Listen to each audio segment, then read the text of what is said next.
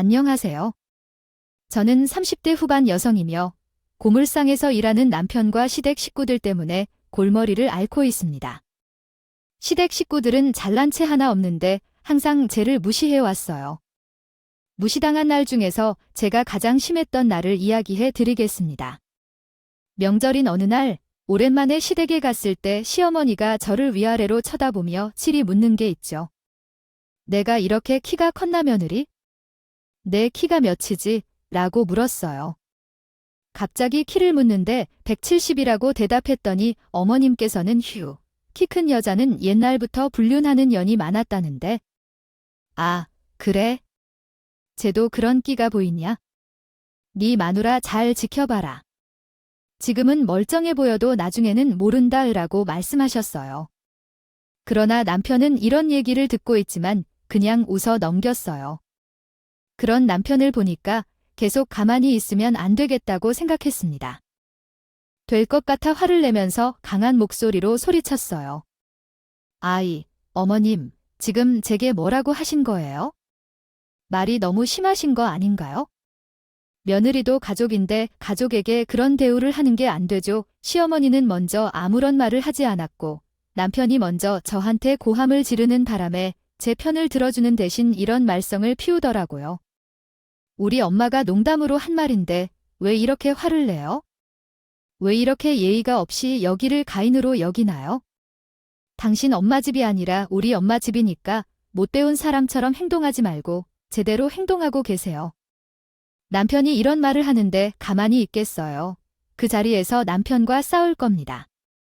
그러니 집안에서 저렇게 행동하는 건 맞냐고요? 어머니가 그렇게 가르치시던데요.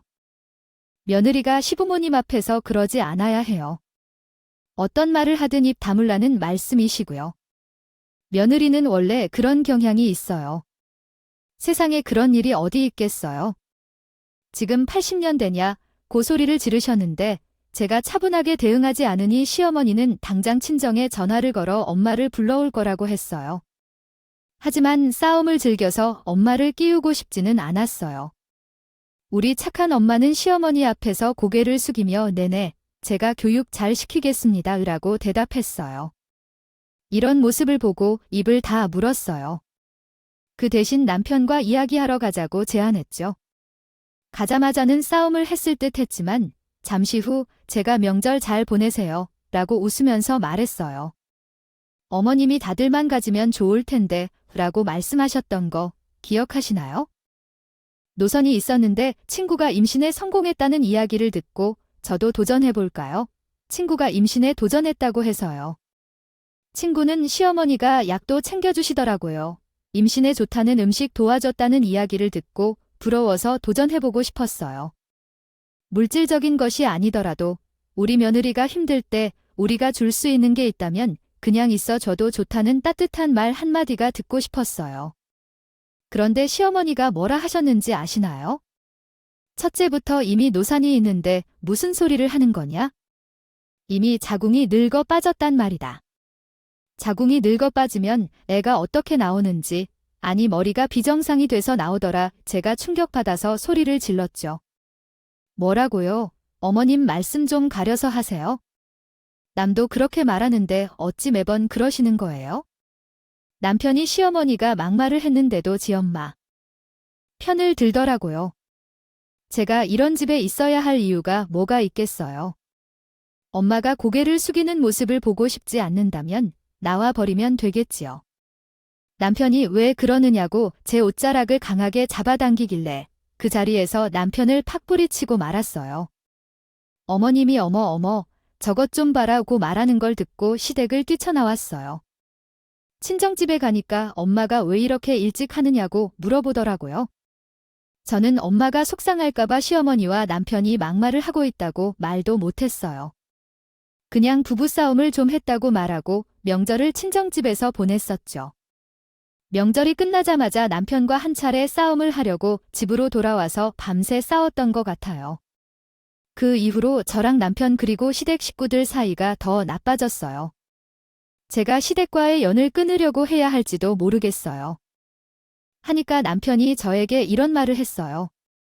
시댁과의 연락을 끊어라고. 드디어 또 미쳤구나. 우리 엄마가 잘 돌봐줘서 그런 건데 뭐가 뭔지 모르겠어? 정신을 차리라고 시켜야겠어? 그런데 이렇게 말하고도 시어머니한테 전화를 했어요. 그날뿐만 아니라 매일같이 시어머니에게 전화를 걸어서 우리 집이 거의 시댁처럼 된 것 같아. 시어머니가 제 집에서 너무 많이 관여하시더라. 잠깐만, 갑자기 제게 돈을 벌자며 면접을 보러 오려고 하는데 아는 사람이 운영하는 공장에서 아르바이트를 해달라고 합니다. 같이 가서 일합시다. 지금은 집에서 음식 만드는 일과 청소, 빨래물 돌리는 것밖에 못해 우리 아들이 힘들어하는데 집에만 있을 수는 없지? 여기가 절망이 이어지는데 처음부터 시작해보려고 하는데요. 한번 따라가 보기로 했어요. 다음 날 시어머니를 따라가는데 공장이 아니라 이상한 회사 같은 건물로 들어가는 거 있죠. 역시나 안에 공장은 없고 사람들만 잔뜩 있었어요. 그중 한 사람이 자기가 팀장이라면 아는 척을 하더라고요. 우리 회원님 며느님 되시는 그 나어서 오세요. 오늘도 고생 많으셨어요. 가정주부라고 들었는데 그전에는 무슨 일 하셨어요? 제가 식당 일도 하고 공장 일도 해봤다고 하니까 무슨 사람들이 엄청나게 몰려오더군요. 정신없이 인사를 나누다 보니까 일은 안 하고 희한하고 쓰잘데기 없는 이야기만 나누었어요. 공장에서 일하러 왔으면 당나 근무 시간 같은 걸 설명해 줘야 하는 거 아닌가요?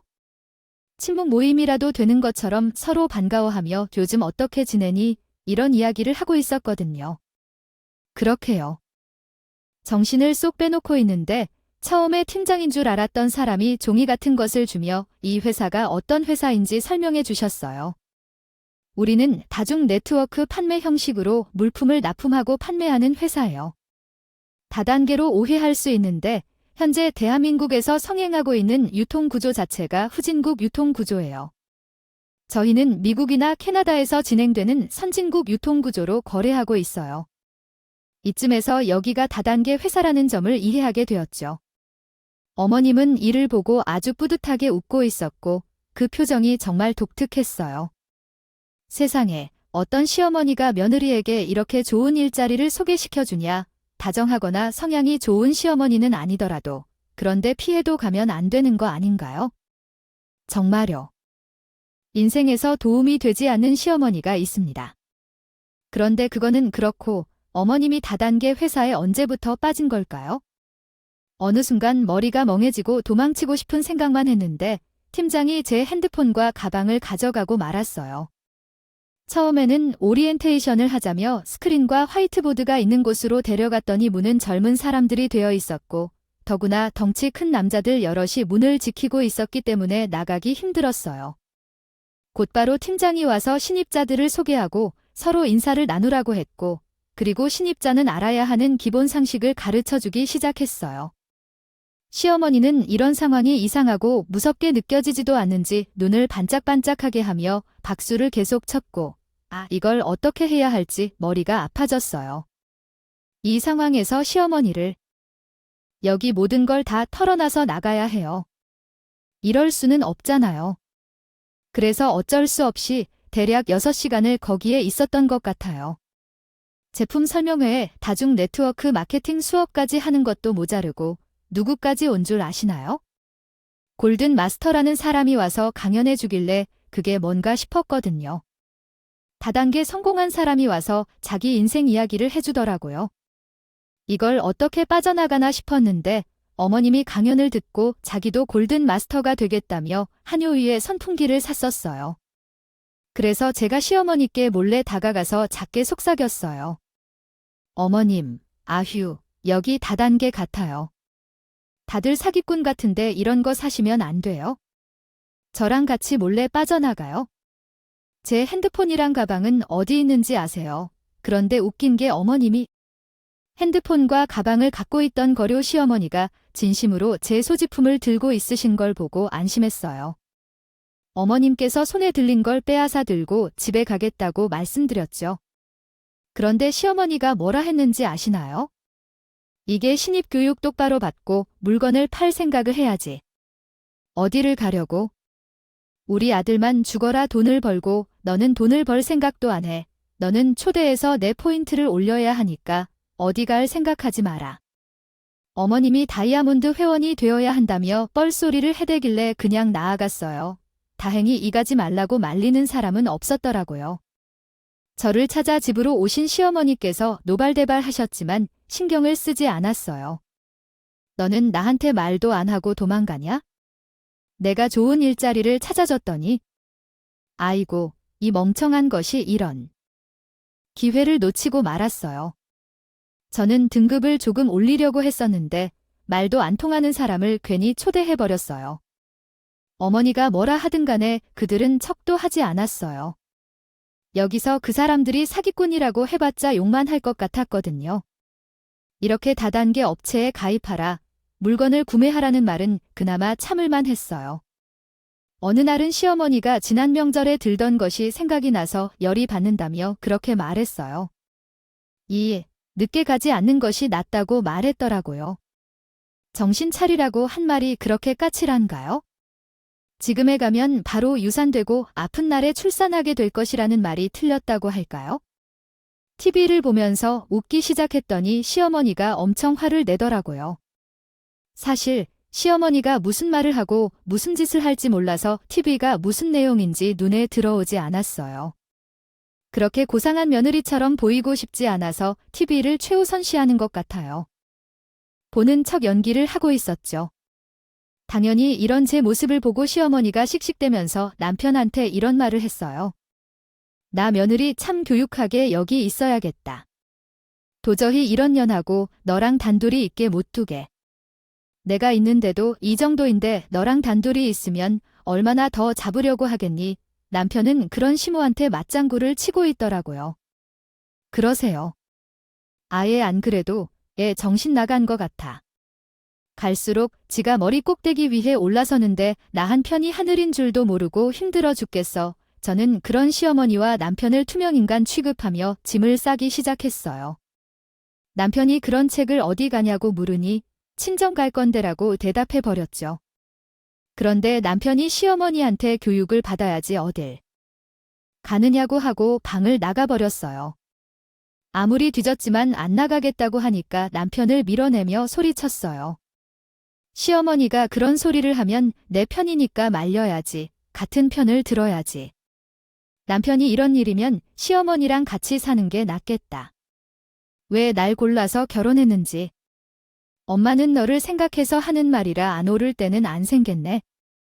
밖에서 똑같을까 봐 엄마가 잔소리하겠어? 이런 소리로 잡으려고 해도 시댁 가족들은 그랬지 않았어요.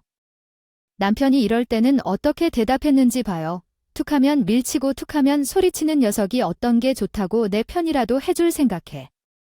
정신 좀 차리고 우리 엄마한테 배울 거 있으니까.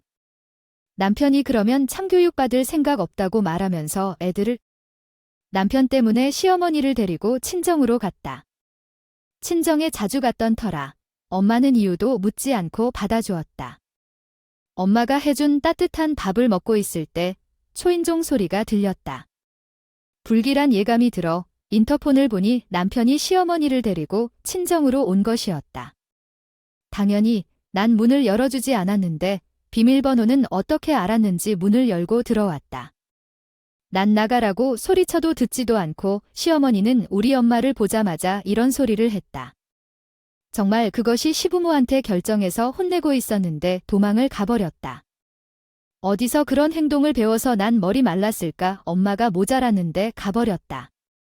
이외에도 엄마 앞에서 쓸모없는 딸 둘만 나왔더니 어디다 쓰나 우리 재산은 누가 지내주느냐는 소리까지 들렸다. 그것도 모자라 남편이 그런 말까지 하는 거 있죠. 첫째 딸은 내 아닐지도 몰라. 딸내미 얼굴 딱 봐봐. 나 닮았나. 지금 생각해보니까 내 결혼식 날 봤던 애 중학교 동창이란 놈이랑 진짜 닮았더라고 말을 듣고 가만히 있는 여자가 어디 있어요? 그래서 제가 눈이 동그랗게 뚫고 남편을 쳐다보며 말했어요. 이 미친놈이 지금 무슨 말을 짓거리고 있는 거니? 내가 당신 중학교 동창이랑 몰래 만나서 뭐 애라도 나왔다는 거야? 그 중학교 동창이란 사람 얼굴도 모르고 기억도 안 나는데. 근데 당신도 아버님이랑 안 닮았어? 어머님이랑 친한 그 남자 동창분이랑 똑같이 생긴 것 같은데 잘 생각해봐. 그 아저씨랑 당신이랑 눈매랑 학원이 떡 닮았잖아. 아니, 어머님, 혹시 저희 남편 친부 그 아저씨 아니에요?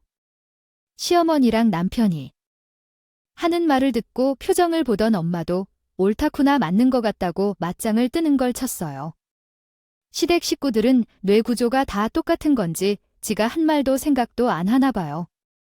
남편과 시어머니가 격분하여 제 머리와 멱살을 잡으려 들자 당연히 저도 남편의 머리를 휘어잡고 시어머니의 목덜미를 핥히며 발버둥을 쳤죠. 엄마가 그들을 겨우 말리고 밖으로 나가서 이야기하자고 했는데 저는 제 분노를 억제하지 못해 엄마 등살에 밀려 집 밖으로 나가는 남편과 시어머니에게 이렇게 소리쳤어요. 이혼해. 이렇게 살 거면 이혼하자고. 뭐 하러 같이 사는데 집에 남겨진 채 가라앉지 않는 화를 혼잣말로 다스리고 있었어요. 이혼할까? 우리 두 딸을 혼자 키울까? 요즘은 이혼이 그렇게 쉬운 일이 아니잖아. 그날 혼자 별소리를 다시 하던 도중이었죠. 머리를 싸매고 있는 것 같았어요. 몇 분 후에 엄마가 들어와서 이렇게 말씀하셨어요. 내가 잘못하면서 부인이랑 사위를 보내긴 했지만 내가 정말 힘들면 이혼해라. 왜 이런 놈이랑 같이 살아? 하지만 엄마처럼은 살고 싶지 않았어요. 엄마도 욱해서 이혼했지만 살아가는 게 고통스럽지 않았을까요? 아무래도 엄마 시대에 이혼해서 여자 혼자 살아가는 게 얼마나 어려웠을까요? 엄마가 아빠와 이혼하고 고생은 다 겪었어요. 다른 사람들도 아니고 엄마가 이혼을 결정할 때는 신중하게 생각했고 이번엔 참아보겠다고 했어요. 그러나 나는 밤에 엄마가 잠든 사이에 몰래 떠나왔어요. 시어머니와 남편이 있는 집으로 들어가서 전체 불을 켰고 시어머니와 남편을 깨우며 어머님과 윤지 아빠는 왜 그렇게 말했어요. 왜 이러는지 죽을 때까지 나를 괴롭히려고 이혼하고 싶어서 저와 같이 이런 것인가요? 저가 이렇게 남편에게 하는 것에 대해 새벽에 무슨 짓을 하는 거냐고 소리쳤었어요. 그러거나 말거나 소리치며 손에 잡히는 물건을 전부 던지기도 했죠. 이런 식으로 계속된다면 함께 사는 게 힘들어질 것 같아요. 사과하고 반성하고 다시는 그러지 않겠다고 해야 할 것이라고 말했어요. 그렇지 않으면 자식들과 무슨 일이 발생하든 반드시 이혼할 거라고 했어요. 남편은 도대체 어떤 이유로 이혼하려는 건데 그 일을 따지다가 시어머니와 남편이 예전에 한 말들을 이야기해 주었어요. 신혼여행으로 태국 푸켓에 가려고 했던 거 기억나요?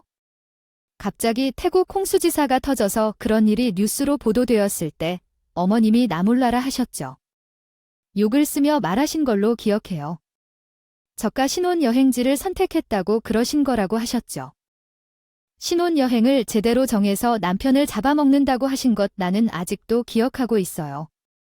그 이야기를 듣고 남편이 그것 때문에 그러느냐고 따졌어요. 그래서 나는 더 이야기해줬어요. 아이, 이렇게 말뿐인 줄 알았는데 당신이 우리 딸이 2살일 때 나와 닮아서 발육이 늦은 것을 자꾸 치면서 하면서 좀 잘한 것 같다고 말한 기억이 나. 그러나 남편은 이를 떼고 하고 나랑 우리 엄마가 언제 그랬대. 하나도 기억이 나지 않는데 무슨 소리 하는 거지? 당신, 뭔 소리 하는 거야? 술을 마셨어? 아니면 이상한 꿈을 꿨다고 우리가 했다고 착각하는 거야? 아니냐, 결국 나는 폭발해서 지금 이혼 소송을 시작하고 별이라도 하자고 해버렸어요. 친정집에 가서 살겠다고 하니 시어머니가 악을 쓰며 뭐라고 했지요. 저는 미친 것이라는 소리를 하기 시작했습니다. 그냥 듣고 있을 것 같아요. 바로 시어머니보다 더 큰 목소리로 비명을 질렀어요. 욕이라도 할 것도 없이 악에 바친 사이렌 소리에 가까웠는데요. 어머님이 제가 드디어 미친 것 같다고 당황하셨어요. 이런 시어머니랑 저런 남편 밑에 있는 나 미치겠어요. 연락하지 마세요. 이대로 남편이랑 어머님이랑 다 볼 일 없을 거니까 연고요. 남편은 제가 나갔다고 해서 나중에 이혼당하면서 질질 끌어 말하며 헛소리를 했어요. 어쩌다가 저런 남자를 만나서 결혼했는지 제 자신도 도통 이해가 되지 않았어요.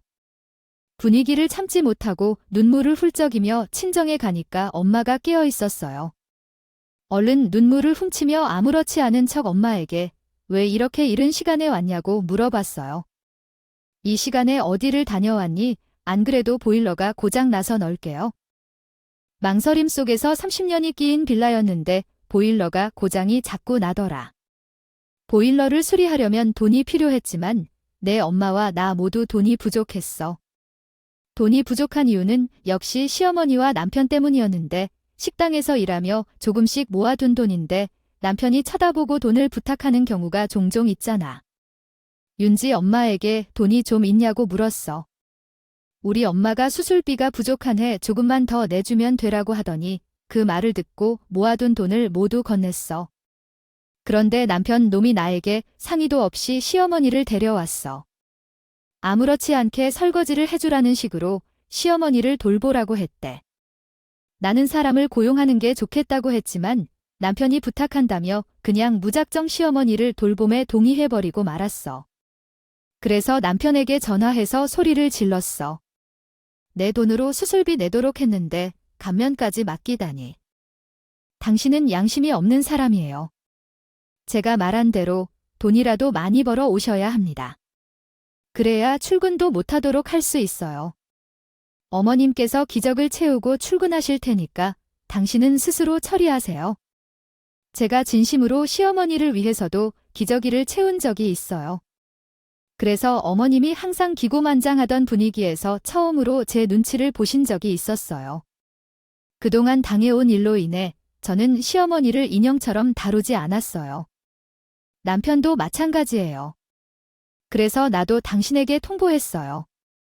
집에 어머님을 두고 나가는 건 시어머니가 정말 나갈지에 대해 처음 물어보시는 것을 보니 많이 초조해 하셨던 것 같아요. 남편 부탁을 한번 들어주면 계속 이러할 것 같아서 미련 없이 식당에서 일하고 있었어요. 제가 어머님께 불쌍한 척하거나 망언을 하지 않는 것을 보니 너무나 다르게 느껴졌어요. 불쌍하지도 않고 오랫동안 일하고 있던 중에 시어머니로부터 전화가 왔다. 시어머니가 울고 있으면서 이렇게 말씀하셨다. 얘야, 나는 어떻게 해야 할까? 정말 가버리면 어떡해? 기저귀를 갑자기 믿어주고 있는데 너가 와서 볼 수 있게 해주면 좋겠다. 몸이 안 움직여서 그래? 응, 그동안 그런 거 미안해. 미안하다는 말을 듣자마자 친정 엄마가 떠올랐다. 어머니가 아파서 병원을 왔다 갔다 했던 적이 있었는데 제가 같이 병원에 가서 간병을 해준 것만으로 부족하지 않아 음식까지 만들어준 적이 있었다. 아파서 창백한 얼굴로 저에게 미안하다고 말하는 어머니 모습이 떠올랐다.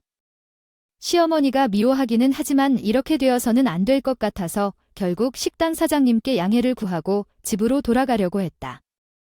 불행하게도 사장님은 제 사정을 듣지 않고 그냥 해고시키겠다고 하셨어요.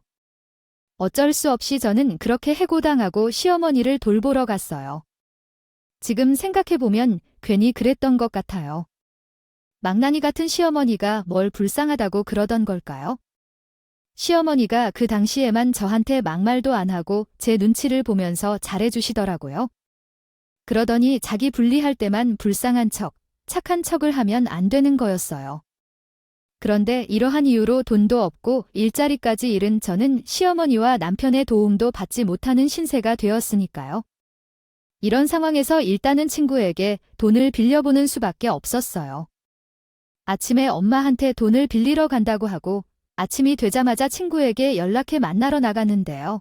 그러나 친구도 사정이 좋지 않아서 돈을 빌려줄 수 없다고 했어요. 그 소식을 친정 엄마께 전화해서 알린 후 다른 친구를 만나 부탁했어요. 그때 엄마가 남편 이야기를 꺼냈어요. 남편이 엄마에게 이런 말을 했다는 거 있나요? 집사람 친정가 있죠. 별거 하자고 하면서 나가는데 무슨 일이 있나요? 조금 싸운 거 가지고 왜 그러는지 모르겠네. 장모님이 얼른 들어오라고 설득 좀 해주세요. 집사람 지금 집에 없어요. 연락도 안 받는데 어디 갔는지요? 엄마가 보일러가 터져서 돈을 빌리러 나갔다니까 남편이 해결해 준다고 했대요. 저는 믿지 않고 의심부터 들었지만 엄마는 또 사위 말을 믿는 눈치였어요. 사위가 해결해 준다고 하니까 그냥 와라 이번에는 진짜로 돈을 가지고 올 것 같더라고 해요. 네, 남편이 돈을 가지고 오면 그냥 용서할게요. 주고 들어가 내가 이혼한다고 하니까 겁먹은 것 같더라. 아이, 시어머니 똥기, 저기까지 갈아주고 세상에 너 같은 와이프가 어디 있느냐. 이 기회에 확실히 기강을 잡은 것 같으니 다음에는 이런 일 없을 거야. 저희 남편이 반성한 것 같다면서 잘 지내보라고 하더군요. 하긴 제가 생각해봐도 저만한 아내도 없고 며느리도 없는 것 같아요. 엄마 말에 남편이 그날 입었던 은혜를 갚으려나 조금 기대했었죠. 집으로 돌아가서 남편을 기다리니 얼마 지나지 않아 초인종이 울리더라고요. 문을 열어주니 남편이 돈을 주기는 대신 거적대기를 던져주며 이런 말을 했어요. 고물상이라면서 의류 수거하고 있는데 멀쩡한 옷이 너무 많더라. 장모님이 보일러 고장 났다고 하길래 생각나서. 이렇게 수정된 내용은 적절한 어법과 문법을 따르고 있습니다. 가져왔어. 이게 무슨 미친 소리일까요? 남편 얼굴과 땅에 떨어진 거적대기를 보니 눈이 횟가닥 돌아가고 말았어요. 제가 버럭 화를 내면서 속사포로 소리쳤거든요. 돈 못 해달라고 했더니 겨우 이런 쓰레기를 가져와. 내가 어머님 똥기저귀 갈아주다가 식당도 잘린 건 생각도 안 하지? 그런데 남편은 눈 하나 깜짝 안 하고 우리 엄마한테 손가락질하지 하면서 막말을 해댔어요. 겨울철인데 나보고 돈 낭비하라고 보이려고. 칠 돈 없으면 너네 엄마한테 이거나 갖다 드려. 돈이 어디서 땅 파면 나오는 줄 알아. 이러고 말하길래 남편 얼굴에 거적대기를 던지면서 말했죠. 시애미 밖에 모르는 새끼가 정말. 와이프는 내 집안 사람도 아니다 이거지. 그냥 너 가져다가 처입어. 길길이 날 때 남편이 거적대기를 신발장에 버려두고 도망가 버리더라고요. 이날 이후로 저는 정말로 남편과 이혼을 생각하며 변호사를 만나러 다녔어요. 남편의 재산을 최대한 뜯어 먹으려고 법적 자문을 구하거나 관련책까지 구매해 가며 읽고 있었죠. 그렇게 몇 달이 지난 후에 듣은 소식에 눈이 번쩍 떴어요. 남편이 친정집까지 와서 하는 말에 눈이 번쩍 떴어요. 그동안 친정에 가져다 준 것을 내놔 달라고 하니 우리 엄마가 다단계 회사한테 사기당해서 빈털털이 됐으니까 지금 당장 돈 좀 송금해줘. 다이아몬드 회원인가 뭔가 그거 된다고 큰돈 봐야겠다고 나서다가 큰일 났다고 하더라고요. 남편의 말을 쭉 들어보니 다단계 회사 그쪽에서 어머님을 신입사원들을 모아라고 했나 봐요. 그런데 시어머니가 신입을 못 데려오니까 사비라 따라고 해요. 지갑을 열게 했나 보더군요. 멍청한 시어머니가 그 말에 넘어가 전 재산을 쏟아붓고 빚까지 냈는데 다단계 회사가 감쪽같이 사라졌대요. 어머님은 또 그게 뉴스로 보도되고 나서야 사기인 줄 알았고요. 남편은 이런 시어머니 도와주려고 저희한테 또 겁박을 해댔어요. 시댁 식구들은 며느리한테 돈을 맡겨놨나요? 저랑 그렇게 싸워놓고 당당하게 돈을 요구하는 게 어이가 없었어요. 제가 할 말이 없다면서 고개를 절레절레 젓고 있는데 남편이 이런 말을 하더라고요. 왜 할 말이 없어? 또 돈 없냐? 너네 집안은 항상 어렵다고 하더라. 휴, 됐다. 내가 무슨 말을 하겠어? 그냥 우리 집 할 테니까 그렇게 알고 있어. 남편놈이 10년 넘게 살고 있던 신혼집을 판다고 하길래 얼른 입을 열었지요. 그걸 왜 내 마음대로 팔아? 그거는 내 거야. 우리 거지? 너 부부 재산 제도라고 알아? 하긴 너는 멍청해서 모를 거야. 결혼 후에 얻는 재산은 부부 공동 재산이야. 내 명의로 되어 있어도 내 동의 없이는 못한다고. 남편이 내 명의로 된 내 집인데 그런 게 어디 있냐고 맞받아 치더라고요. 그래서 어디 한번 팔아보라고 했어요. 파는 순간 제가 바로 고소한다고 했죠. 그랬더니 남편놈이 움찔하더니 망설이더니 그래도 빈털털이 있던 탓에 저한테 고소당하는 걸 무서워하는 눈치였어요. 저는 그런 남편에게 이런 제안을 했어요. 우리 집 하는 거 허락해주는 대신에 내 명의로 바꿔 마약. 내 명의로 안 바꾸고 그냥 팔면 나도 가만히 안 있을 거. 남편놈이 돈이 급했기 했는지 제 말을 듣고 집 명의를 바꿔줬어요. 하지만 제 이름으로 바뀐 집을 아직 팔지 않았어요. 지금 당장 팔라고 노래를 부르는 남편에게 내일 할게라고 말하니 잠시만 기다려줄래요? 그런데 남편과 시어머니가 함께 집에 들어와서 창고 근처를 어슬렁거리고 있었어요. 제가 무엇 하는지 물으니 무거운 물건이 있다고 하여 얼른 찾아가라고 했는데 제가 알지 못하 중얼거렸어요. 정확히 무슨 말인지는 들리지 않았는데 남편의 목소리는 또렷하게 들렸어요. 아, 이것도 재산 분할로 나눠야 하는 게 아니야. 엄마는 왜 그렇게 말했어? 빨리 말하면 이런 일도 없었을 텐데 오걸리면 큰일 나겠다고 말하며 지켜보며 계속했는데 가져가지도 못하고 당황스러웠어요. 새가 너무 이상해 화장실에 가서 지켜보고 있었는데 시어머니와 남편 둘 다 어정쩡했어요. 시댁에 시간을 때우는 도중 시어머니가 갑자기 왔어요. 며칠 후에 남편이 갑자기 나에게 이렇게 말했어요. 이 집은 우리 엄마께 주면 안 돼. 어차피 팔 거라고 했잖아. 몇 명이서 바꾼 거지. 갑자기 시어머니한테 집을 팔라고 하다가도 아무래도 이 집에 뭔가가 숨겨져 있다고 느꼈어요. 남편이 잊고 있는 게 있었고 이제야 기억이 나더라고. 뭔가 있는 것 같아서 바로 거래를 시도했죠. 그러자 우리 엄마께 가서 진심으로 얘기하고 빌면서 이전에 버린 나쁜 집들에 대해 사과했어요. 그랬더니 어머님에게 명의를 넘기겠다고 말했어요. 진짜로 그런 생각은 전혀 없었는데 시어머니와 남편이 친정에 가자고 해서 어이가 없었어요. 우리 엄마께 사과를 하겠다는 생각이 들었지만 그런데 시어머니와 남편이 친정집에 도착해서 초인종을 누르자마자 고개를 끄덕였어요. 그 과정 중에 남편은 수치스러워하지도 않고 우렁차게 사과했습니다. 죄송합니다. 장모님. 제가 그동안 신뢰를 많이 보면서 사과를 드리러 왔습니다. 문 좀 열어주실 수 있을까요? 당연히 엄마가 당황스러워하며 무슨 일이냐고 물었습니다. 그때 저는 친정집 안으로 들어가지 않고 급한 일이 생긴 척 집으로 돌아갔습니다. 가서 바로 비밀번호부터 바꾸고 철저하게 문단속했습니다. 남편의 비밀을 알아내고 약점을 가지고 놀 수 있을까 하는 생각이 들어 집안을 뒤지기 시작했습니다. 쥐잡듯이 서랍을 뒤지고 액자 뒤까지 살펴보았더니 녹음기가 있었습니다. 예전에 숨겨놓은 녹음기인데 남편과 시어머니의 막말에 못 이기고 이혼하려고 여기저기 녹음기를 숨겨두었던 것이었습니다. 녹음기를 다 수거해놓은 줄 알았는데 아쉽게도 못 치운 것이 있었던 거예요. 틀어보니 시어머니의 목소리가 들렸어요. 뭐 명의를 빌려줬다고 100만 원 준다고. 그걸 빌려주면 어떡해? 아이, 너 앞으로 어떻게 할 거야? 그래, 세금 낼 돈은 있어? 어머님의 격양된 목소리, 뒤로 남편의 목소리가 들려왔어요. 아, 내가 고작 100만 원 때문에 명예 빌려준 것 같아. 그거 말고도 두둑이 받아놓은 돈이 있다이야. 아, 그리고 내가 돈 더 안 주면 국세청에 다 까발릴 거라고.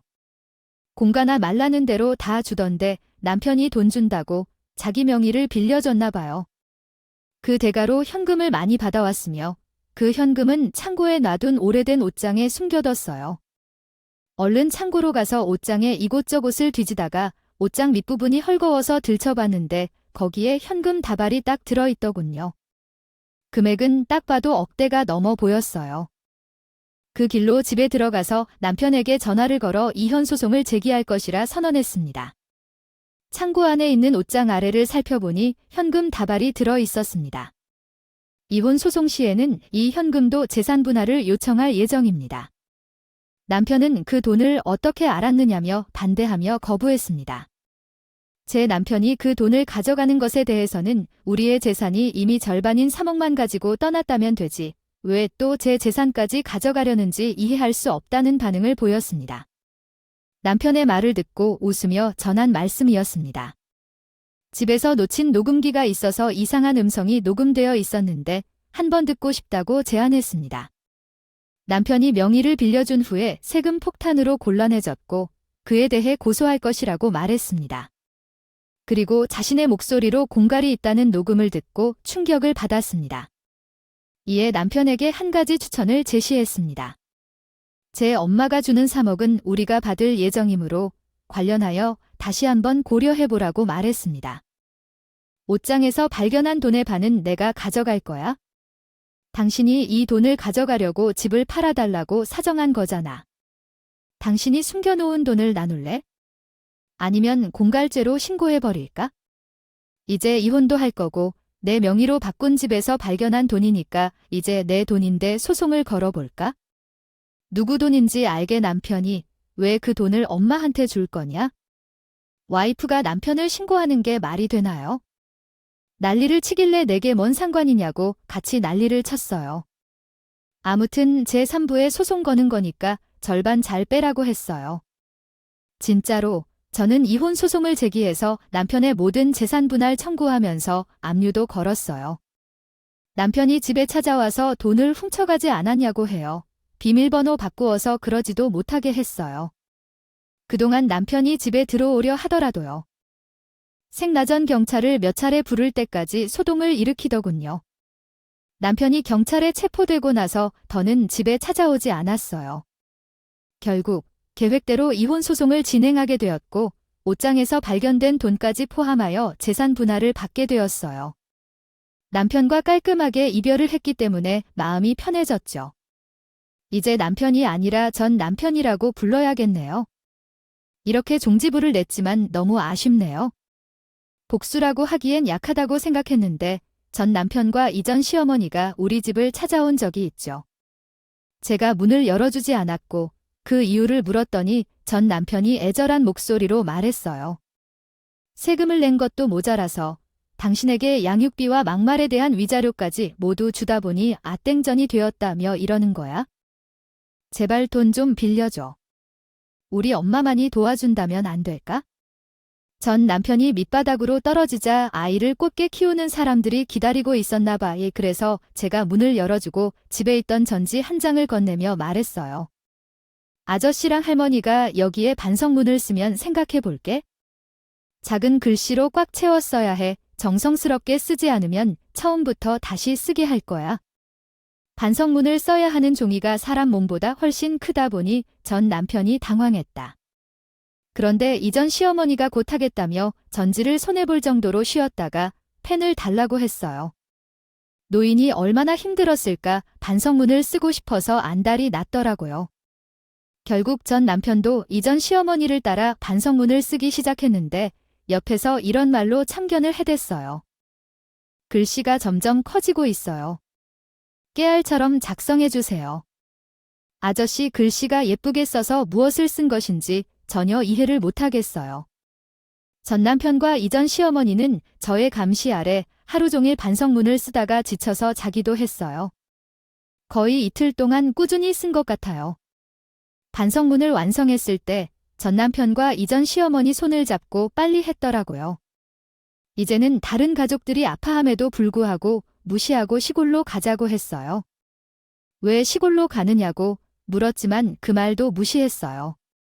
전 남편과 이전 시어머니가 살았던 아파트에 가자마자 경비실로 갔다가 분회장을 부르라고 했어요. 회장이 오자마자 재밌는 회의를 하자고 했는데 안녕하세요. 몇 번 뵌 시간 있죠. 동동만 6045번지에 사는 노부부 며느리였던 분이에요. 그런데 며칠 전에 돈을 필요하다고 해서 찾아왔는데 반성문을 쓰게 한 것 같아요. 별점을 받았으면 좋겠는데 이걸로 아파트 회의를 열 수 있을까요? 평소에 분녀 회장이 전 남편과 전 시어머니를 너무 싫어했거든요. 맨날 시끄러워서 정말 문제가 됐어요. 전 남편은 화장실에서 담배를 피우는 등 계속 갈등이 있었고 그것뿐만 아니라 부녀 회장은 자신의 남편을 막말한 이혼 경험이 있어서 제 말을 듣고 눈빛이 변했어요. 너무 좋다며 박수를 친 후 지금 당장 사람을 모으겠다고 했어요. 그 와중에 전 남편이 궁시렁거려서 제 신경을 건드리고 이걸로 아파트 회의를 할 수 있는 게 맞을까요? 아니요, 관리비를 이렇게 사용해도 되는 건가요? 그리고 분녀 회장은 회의를 하는데 비용이 들지 않는데 왜 그럴까요? 그러냐고 물었어요. 저도 이게 진짜 될까 싶었거든요. 그런데 실제로 분녀 회장이 경비원이 이야기하더니 아파트 전체 방송을 시작했어요. 아, 아네. 분녀 회장입니다. 저희 아파트에 사시는 분들이라면 모두 아는 백이동 1645분 분들의 관련 회의를 가질까 합니다. 1604호 남편분이 막말로 인해 이혼당했으며 전 재산을 탕진해 이혼한 와이프한테 도와달라고 빌었다고 하네요. 아내분이 돈을 빌려줄 만큼 남편과 시어머니가 반성했다 확인하실 분은 아파트 노인정으로 와주시길 바랍니다. 반성문을 써왔다고 하니 다 함께 평가해 주시면 감사드리겠습니다. 저희는 이 방송을 하자마자 노인정으로 갔었어요. 그런데 전 남편과 이전 시어머니를 싫어하는 입주민들이 엄청 많았나 봐요. 방송이 되자마자 사람들이 전부 모이더라고요. 전 남편과 이전 시어머니를 쳐다보며 저는 얼른 반성문을 읽어보라고 했어요. 전 남편과 이전 시어머니가 한 글자 한 글자 읽을 때마다 사람들이 야유를 보내고 난리를 쳤죠. 부회장은 전 남편한테 이런 말까지 했어요. 육아 도용이 하라고 말했더니 싸가지 없이 말할 때부터 알아봤어. 아주 싹퉁 바가지가 없더니 만사람 됨됨이 자체가 별론, 이혼당하지. 어떻게 아내한테 그런 말을 할 수가 있어? 이혼하는 우리 남편하고 똑같네. 사람들이 웅성거리며 그동안 이기적으로 행동했던 전 남편과 이전 시어머니의 행동들을 이야기하고 있더라고요. 결국 전 남편이 반성문을 읽다 말고 저한테 다가와 이만한 것이면 됐지 않냐고 물었어요. 이 많은 것을 누가 듣는다고. 그래, 이제 그만하자. 내가 충분히 사과했잖아. 한때는 같은 가족이었는데 이럴 거야? 전 남편이 쪽팔린다고 하길래 제대로 단상 위에서 있으라고 했어요. 저한테 막말하고 막대한 게 후회된다고 했지만 콧방귀를 뀌었지. 게다가 이전 시어머니는 제 바지가랑이를 붙들고 울면서 사정하기 했고요. 이만하면 되지 않아? 나와 내 아들 충분히 망신시켰잖아. 나 이제 여기서 어떻게 살라고 그래? 이사갈 돈도 없는데 이전 시어머니가 싹싹 빌면서 그만하자고 하다가 전 남편을 무릎 꿇으라고 잡아 끌었어요. 전 남편도 얼떨결에 무릎 꿇고 있지? 엄마랑 같이 빌고 있더라고요. 저는 그런 이전 시어머니와 전 남편에게 전지에 적어놓은 반성문을 다 읽어야만 돈을 빌려준다고 했는데 자존심 때문에 못할 줄 알았어요. 시댁 식구들이 아주 잘해주셨어요. 결국 저는 아파트 이웃들 앞에서 이런 말을 하면서 이전 시댁 식구들의 마지막 자존심까지 상처를 주었어요. 할머니와 아저씨도 아주 친절하셨기 때문에 돈을 빌려주겠다고 말씀하셨지만 언제까지 갚을 의도로 쓰지 말고 그냥 받아두시길 권유했어요. 이제는 남자이니까 공짜로 받을 생각은 없었거든요. 전 남편이 그런 의도가 없었다고 했고 나중에 다 갚겠다는 각서에 서명까지 하고 공증까지 받았어요. 그 후에는 친정집으로 돌아왔는데 내가 빌려준 돈으로는 부족한 것 같아요. 며칠 후 전 남편이 다시 전화를 해와서 돈을 빌려달라고 했는데 이번에는 다른 제안을 했어요. 당신 말고 다른 사람에게 돈을 빌릴 수 없는데 그냥 평소에 착하고 알뜰하게 살아가세요 라고 말씀드렸습니다. 돈을 펑펑 쓰는 거 아니세요? 이번에 돈을 빌려달라는 이유는 우리 집 보일러가 터져서 수리해야 하는데 20만 원만 좀 빌려주실래요? 이게 사람이 사는 문제잖아요. 그 말을 하는 전 남편에게 돈을 받으러 오라고 했는데 제가 진짜로 돈을 주겠어요. 저번에 빌려준 돈도 아직 갚지 않았는데 전 남편은 좋다 하며 이전 시어머니를 데리고 왔어요. 그래서 어떻게 처리해야 할지 모르겠어요. 바로 전지를 한 장 던져주면서 지불 대신 이거라도 덮으세요 했어요. 저번에 우리 엄마한테 한 일을 생각나죠? 그때도 던졌잖아요. 아저씨가 한 것처럼 나도 똑같이 하려 했거든요. 하자마자 이전 시어머니가 남편 등짝을 날리며 뭔가 잘못한 거라고 비난했어요. 그러니까 그냥 무릎 꿇고 빌면 안 될까요? 그러면 돈을 빌려주실래요? 우리 집은 진짜 냉소가 많아. 전 남편은 수치도 모르고 바닥에 누워서 돈을 빌려주겠다고 했어. 내가 쌓아둔 신문지를 던져서 바로 물러나라고 했지. 전 시장이 모자란다고 하니 문지라트를 주겠다고 했어. 그리고 내가 전에 빌려준 돈은 빨리 갚아라고 했어. 100만 원도 큰 돈이라서 매몰차게 그런 사람들은 내쫓고 나니 속이 시원했어. 엄마도 그런 모습을 보며 흐뭇하게 웃어주셨어. 너무 잘했다고 하시더라. 처음에는 남들의 시선과 손가락질을 두려워해 이혼하지 말라고 했었지만 엄마는 내가 팔자가 딸을 잘 기르는 것 같아서 참고 살라고 했지. 이혼해서 잘했다고 하시는 것이니 막연히 나에게 비난을 하는 사람들은 나를 이혼하게 해줬으니 아이 속은 시원한 것 같아. 후회 없는 아내, 엄마, 그리고 그런 것들. 손가락질 안 받으려면 계속 열심히 살면 돼요. 솔직히 말해서 이혼을 결심했지만 이제는 엄마의 마음도 이해해요. 또한 이렇게 망신을 당했음에도 불구하고 아끼고 조심히 살 수 있는 법을 배웠죠. 그런데 전 시어머니가 다시 사고를 쳤다고 하네요. 눈 깜짝할 사이에 큰 재산이 모두 사라졌다는 소식을 듣자마자 너무 충격이었어요. 어디 보자면 다시는 이런 사고를 치지 않도록 사랑하고 조심하는 게 낫겠다고 교훈을 얻었어요. 실제로 남편에게도 똑같이 이야기해보니 반응이 없었어요. 글을 써보니 제 인생이 정말 파랗게 어수선한 점들이 많은 것 같네요. 남들에게 이런 이야기를 해주면 손해만 볼 거라며 불쌍하게 바라보거나 믿어줄 수 없다고 해요. 각자가 믿기 어려운 이야기들이 있을 테니 여러분도 그렇겠죠. 그런 일들은 모두 참지 마시고 저와 같이 벗어나길 바랄게요. 그래야 다른 사람들처럼 평범하게 살 수 있을 것 같아요. 앞으로는 다음과 같은 일이 아닌 차라리 재미없는 평범한 일만 일어났으면 좋겠네요. 제 미련스러운 결혼 생활과 이혼 이야기를 함께 들어주셔서 감사합니다.